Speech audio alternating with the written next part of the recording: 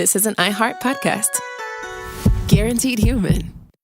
You know what's funny? Hip-hop fans can debate literally anything. From the best rapper alive to the best era of hip-hop to what's the best album to who has the best verse. Now Sprite is giving us a whole new argument. The Sprite Living Tracklist is 50 songs that help shape hip-hop culture, from rap legends to the hottest artists carrying the hip-hop torch today. But the coolest part isn't just the tracks, it's the stories behind them. The lyrics, the moments, the impact. Check out the full Sprite Living Tracklist and break down the stories behind your favorite bars at livingtracklist.genius.com. This is the Sprite Living Tracklist. Obey your thirst. Peace of mind starts with knowing what supports the journey is steady, grounded, and dependable, especially during seasons of change. That's why Nissan engineers push their vehicles to the limit to demonstrate quality, reliability, and durability, making those principles a foundation across every vehicle built. That commitment has earned recognition from J.D. Power, ranking Nissan #1 in new vehicle quality among mainstream brands. Because when trust is built into the foundation, it creates more space to move through life with clarity, confidence, and intention, getting the most out of the journey wherever it unfolds. For J.D. Power 2025 U.S. Initial Quality Study Award information, visit jdpower.com/awards. Awards based on 2025 model year. Newer models may be shown. This reminder is brought to you by Injectable Cabenuva, Cabotegravir, Rilpivirine. Here's a question for you. Think Cabenuva might be your thing? Then maybe you should see if prescribed Cabenuva will be covered by your insurance. Talk to an access coordinator and get a head start before your next doctor's appointment. It's totally worth preparing for the appointment and getting tips on how to talk to your doctor about injectable treatment. Visit Cabenuva.com. That's CABENUVA.com. Back to school is here, and Target has everything families need to help head into the school year feeling confident and ready to do their thing. From school supplies and stylish apparel to accessories kids actually want, Target makes it easy to check every box on your list at a great value. We're talking backpacks starting at just $5 and up to 60% off school supplies. Plus, kids can express their style with brands and collabs they love, like Love Shack Fancy, Cat and Jack, Overtime, and customizable Owala bottles with stickers, charms, and much more. The prices parents want and the brands kids love, all in one place at Target. Welcome to the Black Mother Wound podcast, where we center the stories of Black women as we heal from the painful relationships with our mothers.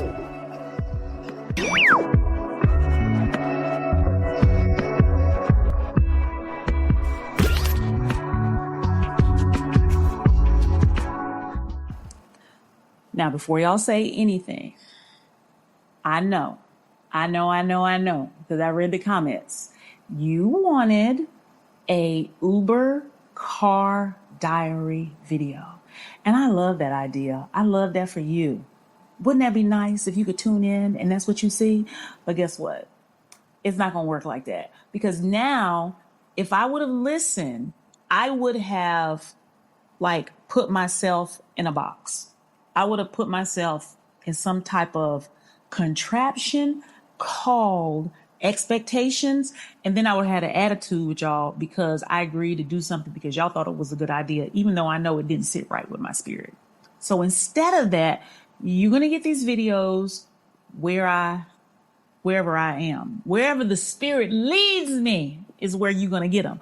And today, I'm at home doing some work, and I said, let's talk about it. I uploaded another video this morning. I guess that's like the second one. That I am in my car in that one. But I'm not going to tell you I'm going to be in my car.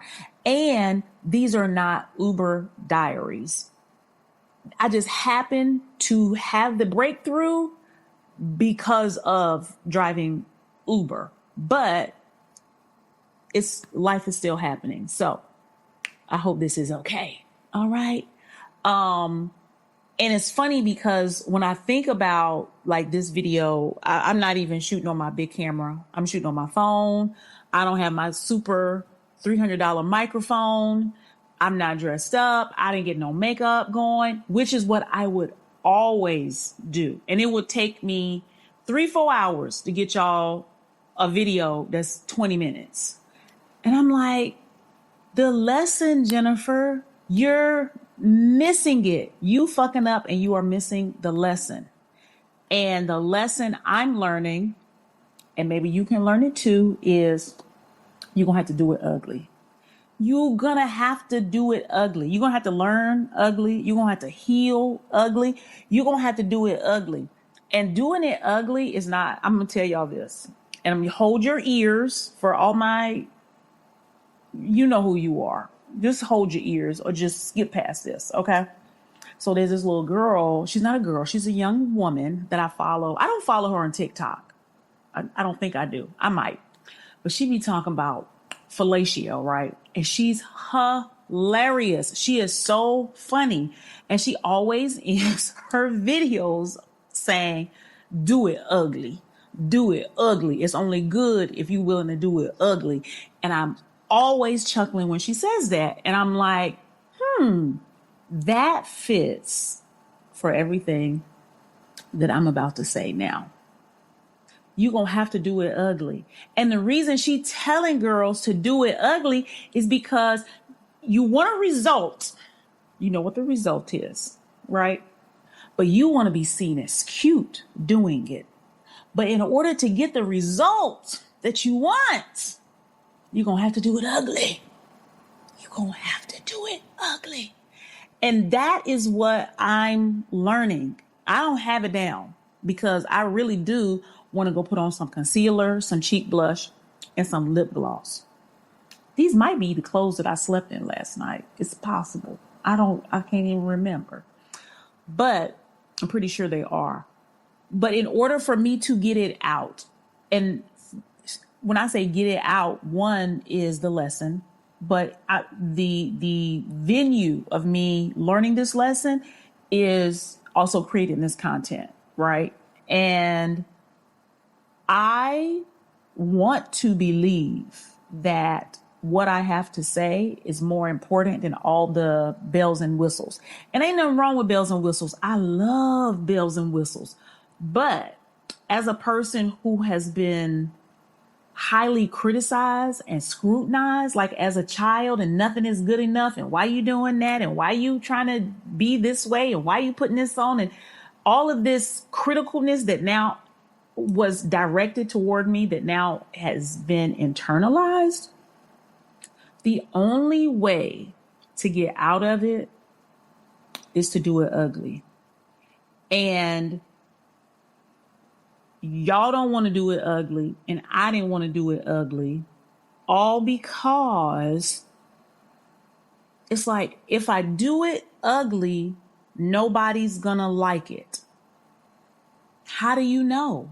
I'm talking to myself. How do you know? And what is ugly? Like, is it ugly because I'm comparing it to something else? That's the only way you can come to something being ugly, is if you're comparing it to something else, which is the problem, which was my problem, because I was looking at how everybody else was doing it because I didn't want to do it wrong. And even more than that, I'm going to tell you, this is not it. This really it right here. I wanted to get it right the first time. I wanted it to be perfect the first time. I didn't want to go through training. I didn't want to go through stages. I didn't want to go through the process. I remember telling myself, I don't like going through the process. That's not me. That's not my personality. I like the final results. I don't like the process. That shit was crazy. And living that way, practicing that way, creating that way, it stopped me because I couldn't grow. And I spent more time worrying about how it looked and what somebody else was going to think than getting better. All that time. Okay. I remember, and I'm going to tell you, I have been into spirituality and spiritual practices and spiritual and esoteric teachings for well over 20 years. I done read everything by Wayne Dyer, Marianne Williamson, Carolyn Mace, Louise Hay, Abraham Hicks. I used to put Abraham Hicks on first thing in the morning and listen to it all day long for years. You understand? Years. affirmations, what is it? How to Outwit the Devil, Napoleon Hill, all of it. Read it all, went to sleep to it, woke up to it, meditated on it, like the whole 9. And nothing ever changed about my life. Nothing. Because I thought if I learned enough, read enough, studied enough, that somehow I could skip the practice. I could skip the fear and I could just step into the doing. But I never did. I never did the fucking thing. I never did it because I was like, oh, well, I'm still scared. Let me go read some more. Let me study some more. Let me meditate some more. Let me burn some more incense. Let me write some new affirmations because I want to get out of this fear. And when I'm out of the fear, it'll just flow. And that's not how it happens. Things change for me when I just did it ugly. And I forgot about that. I forgot about doing it ugly. That was like right around the time we were in COVID. And I think probably everybody's in the house. I'm like, shit, fuck it. Let's do it. You know, because I had come to a point where I realized that, like, you can't perfect your way out of practicing. And you cannot practice in private. You can't practice in private. Somebody has to hear it. Somebody has to see it. Somebody has to. And so for me, this season I'm in, what I'm learning to do ugly is, I want to say be myself, but I always felt like I was being myself, being more of myself. And the part of me that doesn't, here it is. The part of me that doesn't have anything to do with, 1, being seen as a good person, 2, helping other people. Like, even in this video, I really want to teach y'all something. I really want to show up as the teacher and tell you what you should do, because that's how I have found value in my life. Always being there to help people, always being there for people, showing them the way. And I get caught up in that because then I open myself up to everybody's opinion on how I should be helping. And there's so many coaches and work frameworks out here and all this kind of stuff where, you should fit in here and you do a flow like this. And then you got to get the emails and all this shit. If you've been into like the coaching industry, then you know exactly what I'm talking about. That shit is exhausting. And then you get popular and you have some success. I got popular. I had some success teaching people. But then when people weren't learning, I took it as it was my job to figure out how to get them to learn, how to teach them better, how to change it. Well, what do they want to learn? That's what I have to find out. What is that? And I found myself in a straight up codependent relationship with a community I had created so I could feel more like myself. But the more I grew and I kept talking about the same shit, the less I felt like myself. I thought I looked so cute. I pieced together a cute outfit. And this girl comes up to me, just sits next to me, telling me, oh, hey, girl, I see your skin. I know what you're suffering with. I just remember feeling so just like distraught and like robbed of my time. When I finally freed myself of that conversation, the lights were coming on and the party was over. It felt like I had a sticker on my forehead that said, she has eczema. We've all been there, wanting to go out, feeling cute, forgetting about all your problems, and just existing in the present with joy. But when you live with a visible skin condition, that can be a lot harder than it needs to be. This is Skin Queries. Listen on the iHeartRadio app, Apple Podcasts, or wherever you get the stories that make you feel understood. Hey everyone, it's Cal Penn, host of Earsay, the Audible and iHeart audiobook club. This week on the podcast, I'm sitting down with Will Wheaton, who played Gordy LaChance in Stand By Me 40 years ago and now narrates Stephen King's The Body, the novella that inspired it all. We talk about what it's like to return to a story that shaped his life, channeling his memories of River Phoenix in the recording booth, and why the friendships you have at 12 might be the most important ones you'll ever have. I know Gordy LaChance. I am Gordy LaChance. Even when I was a little kid, I was Gordy LaChance when I didn't know it. Listen to Earsay, the Audible and iHeart audiobook club on the iHeart Radio app or wherever you get your podcasts. Hi, Ryan Reynolds here for Mint Mobile. Are you looking for a beach read this summer? May I suggest your big wireless bill? It's got suspense, mystery, a slightly flat, emotional arc, and a shocking twist where you realize you've been overpaying the entire time. Fortunately, though, Mint's story is better. Every plan, $15 a month, even unlimited. That's it. Happy ending.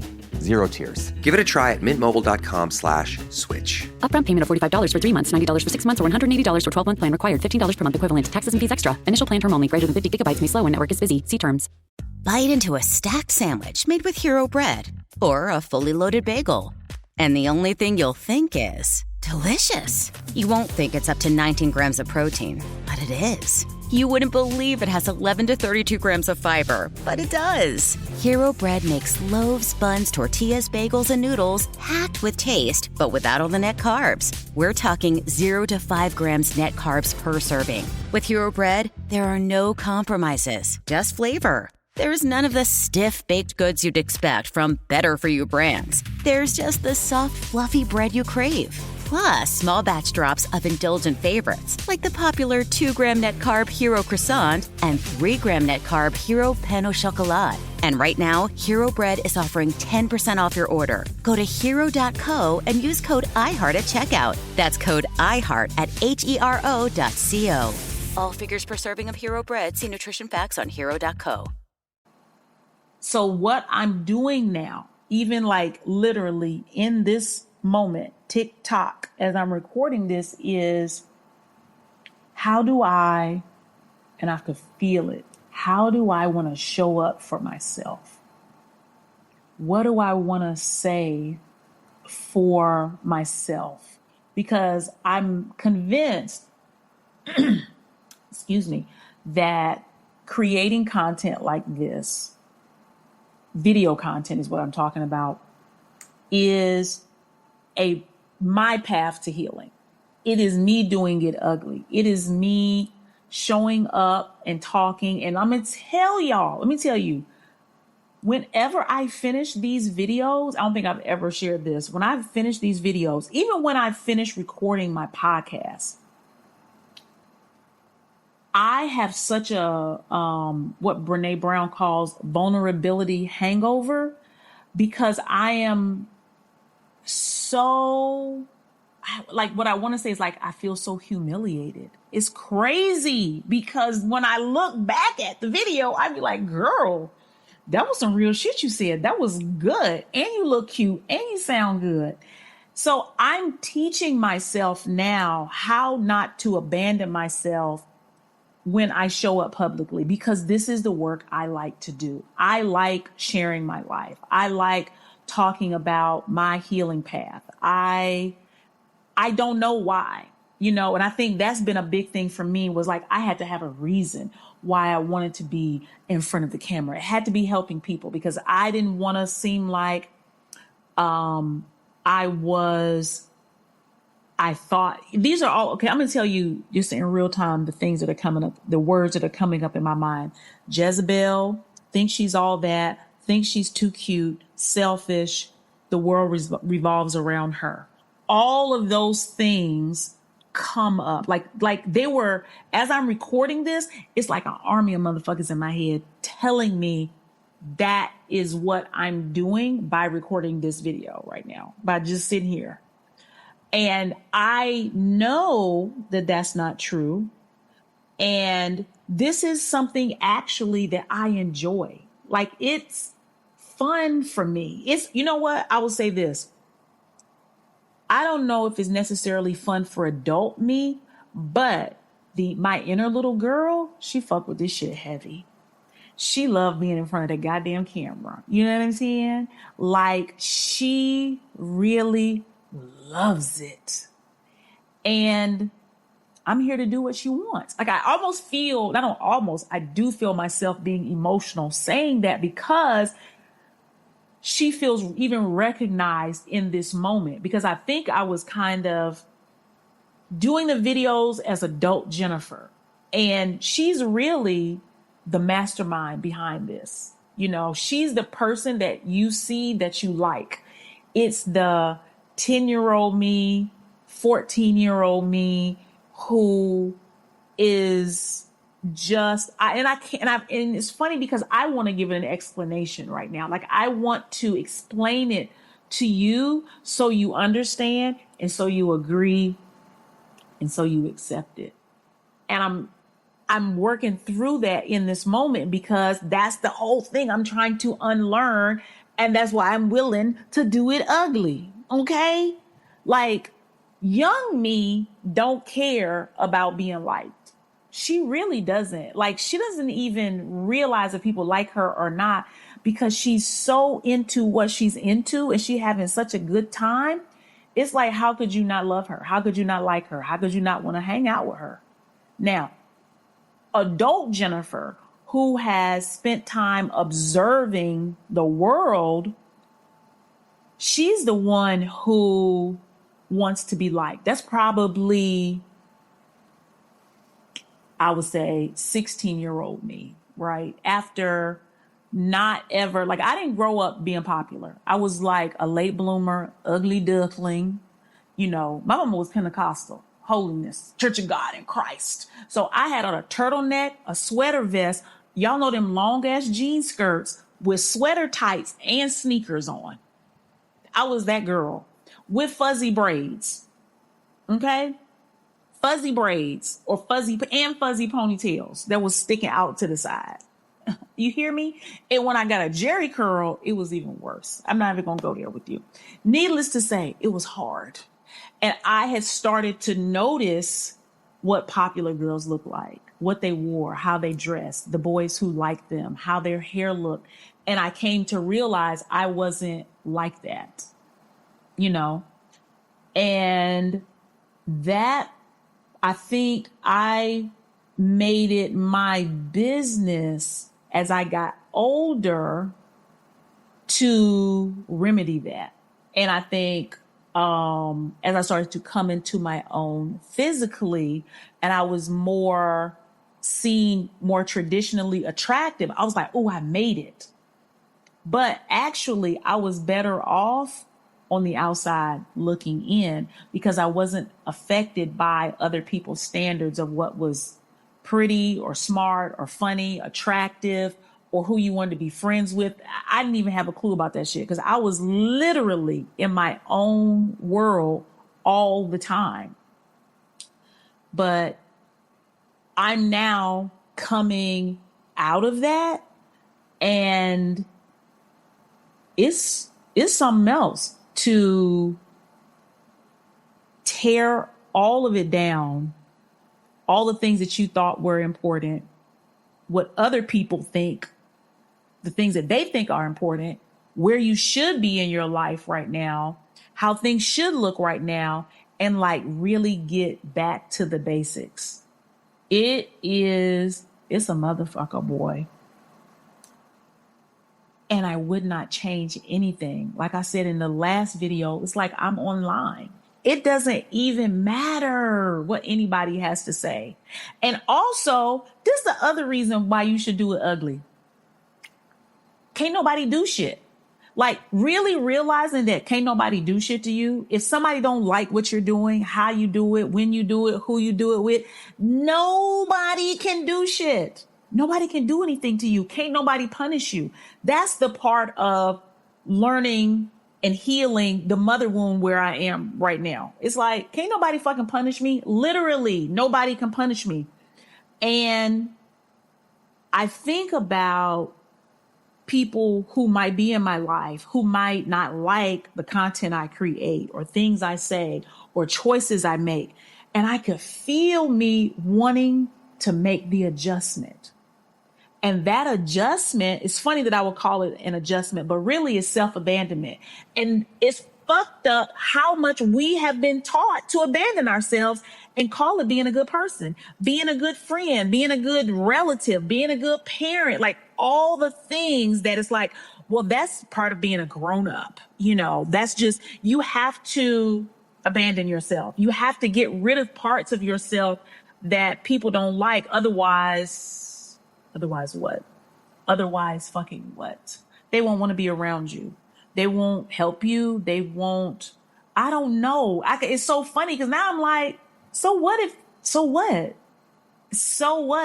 And I'm talking big shit right now, but I know sometimes I be feeling like, oh, if I do that, they won't like me. And if you start to go through your mind, right, and itemize out the choices that you want to make, the things you want to do, and I want you to take all the things that you are not doing, that you start and you stop. You think about it and you halt. You know, why? And I'm gonna tell you why. It's because you believe that there's somebody that you know. No, it might be even somebody you don't motherfucking know. But you believe that they won't like it. And so you don't do it. I want you, just like I'm doing right now in this moment, to ask yourself, what will happen if they don't like it? Like nobody takes the next step to say, if they don't like it, what will happen? You mean like nobody will like it? Like all the billions of people on this planet, none of them are going to like it. Like nobody's going to like it, Jennifer. Nobody. And why do we tell ourselves so quickly somebody's not going to like it? Because we could train our minds to say, oh, that shit gonna be fire. They gonna love it. They gonna love it. I'm doing that. Like that really is a choice of the mind because there's evidence to support both. And then there's a lack of evidence to support both.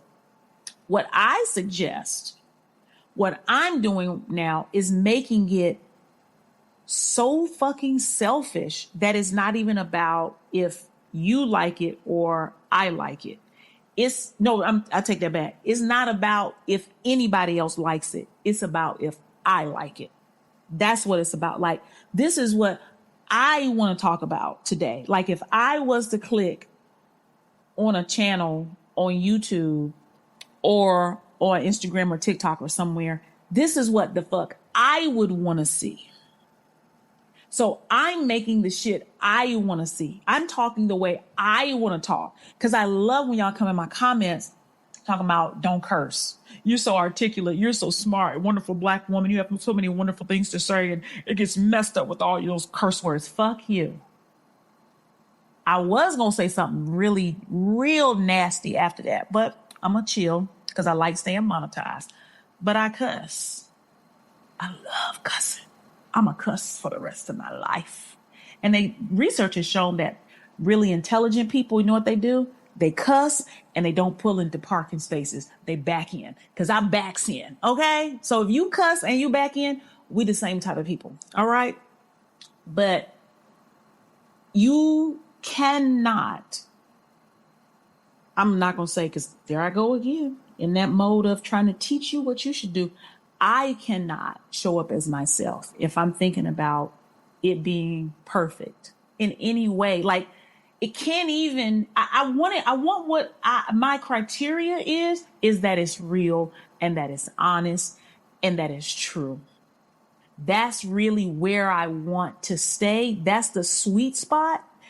And I then want to practice trusting myself, trusting the messages I get, trusting the experiences that I have, trusting what I know has worked for me and to know like, oh, keep doing that instead of looking at what anybody else has to say and being okay with it not being pretty, being okay with that because I'm not looking for the validation. I'm not looking for the approval. The only reason you don't want to do it ugly is because you don't want somebody else to see you that way, right? And I'm practicing in this moment with all of these videos. How can I see myself differently? That's what I want to do. Desperately. Healing my mother wound has always been about the relationship with myself and how I can see myself differently, because I'm going to tell you how I was seeing myself was tragic. It was so, when I look back at it, when I think about what I thought about myself, how I viewed me, how I valued me, how I abandoned and rejected myself so consistently, it's painful. It's painful to think about. And I know, like an addict, how easily I can slip back into that. So this is sobering work. This is about emotional sobriety. I don't know if anybody has used that word before, those words together, but I like it. This is about me staying sober. And that is more important than anything else. And it requires selfishness. And it requires a commitment to myself and a trust in me instinctively, so I don't perform an audition, because that's what I'm accustomed to doing. Even if it seems like I'm not, I'm so good at it. I know how to like do little pieces in there. A little bit of me, a little bit of them, a little bit of what they want, a little bit of what I want. Ha, ha, ha. I don't even want any of that shit anymore. Because it's slowing down my growth and my progress. And I got things to do and places to go. And I don't have any time to waste. So burn all that shit down. Do it ugly. That's all I got today. And of course, don't let motherfuckers play in your face. Bye. Hey everyone, it's Cal Penn. I'm inviting you to join the best-sounding book club you've ever heard with my podcast, Hearsay, the Audible and iHeart audiobook club. Every episode, I nerd out with amazing guests and dive into the best new audiobooks available on Audible. It's the book club for your ears. Listen to Hearsay, the Audible and iHeart audiobook club on the iHeartRadio app or wherever you get your podcasts. Across America, money is being abandoned. By taking a few seconds to check Lyft before your next ride, you can give money a better home inside your wallet. Save the money. Check Lyft. Skincare means Sephora. Makeup, same. They've got the products, expertise, and the brands that fit your lifestyle. But when I talk about hair care, do you make the same connection? Well, you should. Sephora is just as trusted for hair, whether you're looking to repair, strengthen, hydrate, or add shine. You'll find brands like Kerastase, K18, and Gisou. Plus, the guidance to help you choose what's right for your hair. And with free shipping and same-day delivery, great hair care is easier than ever. Shop hair at Sephora today. The Hulu original series Furious is now streaming on Hulu and Hulu on Disney+. Starring Emmy Rossum as Alice Black, Furious follows a rookie FBI agent on the hunt for Catherine, played by Lola Pettigrew, a mysterious and calculating female serial killer. While Alice upholds justice, Catherine kills for it, terrorizing the rich and powerful men of New York in her pursuit of vengeance. With secrets that change everything, Alice discovers there's a thin line between hunter and prey. Watch the Hulu original series, Furious, now streaming on Hulu and Hulu on Disney Plus for bundle subscribers. Terms apply. This is an iHeart podcast. Guaranteed human.